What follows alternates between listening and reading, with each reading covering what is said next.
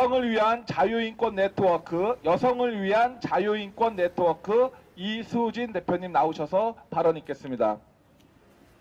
네, 저는 여성을 위한 자유인권 네트워크의 이수진 대표입니다.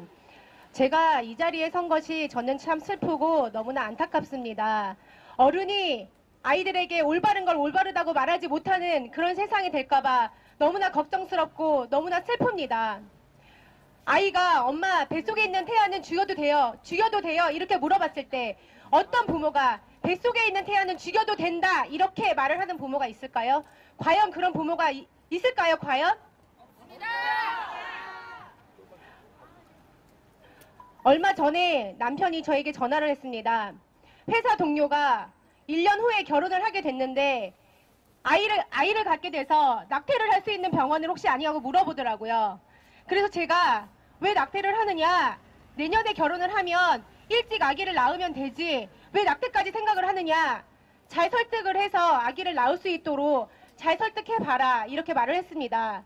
그런데 결국 그 예비 부부는 아이를 지웠고 또 남편이 그렇게 되면 굉장히 나중에 후회할 거다 이렇게 말을 했는데도 자기네들은 절대 후회하지 않을 거라면서 너무나 가볍게 아기를 지웠다고 들었습니다. 이분들이 정말 내년에 결혼하고 아이를 가지려고 할 때 아이를 갖고 키울 때 후회하지 않을까요? 저는 아이를 낳고 키워보면서 절대 후회하지 않을 거라고 생각하지 않습니다. 분명히 후회할 날이 올 거라고 생각을 합니다. 제가 하는 일은 간호사이면서도 또 아이들의 모유 수유를 잘 할 수 있도록 도와주는 그런 일을 하고 있습니다. 많은 엄마들을 만나면 엄마들이 저에게 와서 사실 아기를 낳고 싶지 않았다라고 말하는 엄마들이 참 많이 있습니다. 그런데 현행법상 어렵기도 하고 고민을 하다가 아기가 커서 아기를 낳을 수밖에 없었는데 아기를 낳고 키워보니 내가 이 아기를 낳지 않았으면 정말 후회할 뻔했다. 아기를 낳아서 너무 기쁘다. 이렇게 말을 하는 분들이 너무나 많았습니다. 이렇게 현행법 때문에 고민을 하는 이런 사람들이 만약에 이런 법마저 없으면 너무나 쉽게 아기를 지우고 얼마나 후회를 할까요? 저는 이 법이 정말 너무나 중요하다고 생각을 합니다. 저는 한때 수술실에서 근무한 적이 있습니다.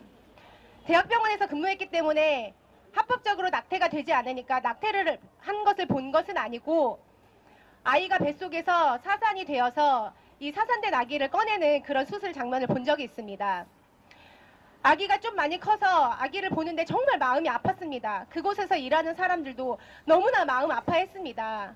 그런데 그 아기를 꺼내고 난 다음에 그 뒤 후처치는 자연스럽게 진통이 와서 아기를 출산을 하고 출산한 후에 태반이 자연 박리되는 것과는 다르게 도구와 기구를 사용해서 막 자궁 내막을 막 긁어냅니다. 그리고 혹시라도 남아있을 자궁 내막이 있을지도 모르기 때문에 굉장히 여러 차례. 그래서 자궁 내막이 많이 손상을 입습니다.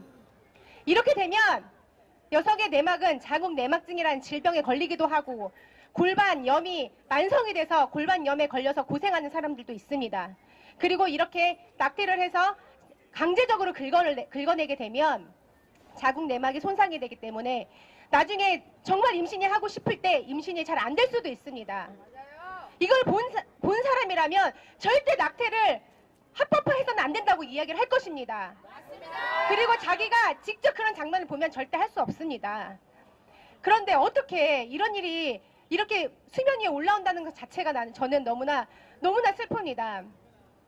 이렇게 정말 여성들에게 건강을 위해서도 정말 되지 않을 허락해서는 안 될 낙태하는 것과 또 아이들에게 올바른 교육을 위해서도 어떻게 뱃속에 있는 아기는 생명이 아니다 이렇게 말할 수 있는지 정말 이해가 안 됩니다. 이렇게 아이들 교육과 또 여성들의 건강을 위해서라도 이 헌법재판관님들은 정말 올바른 결정을 해서 앞으로 다음 세대에 우리 아이들이 정말로 올바른 건 올바르다, 맞는 건 맞다라고 하는 그런 세상에 살 수 있도록 정말 올바른 판결을 할 수 있도록 간곡히 부탁드립니다. 감사합니다.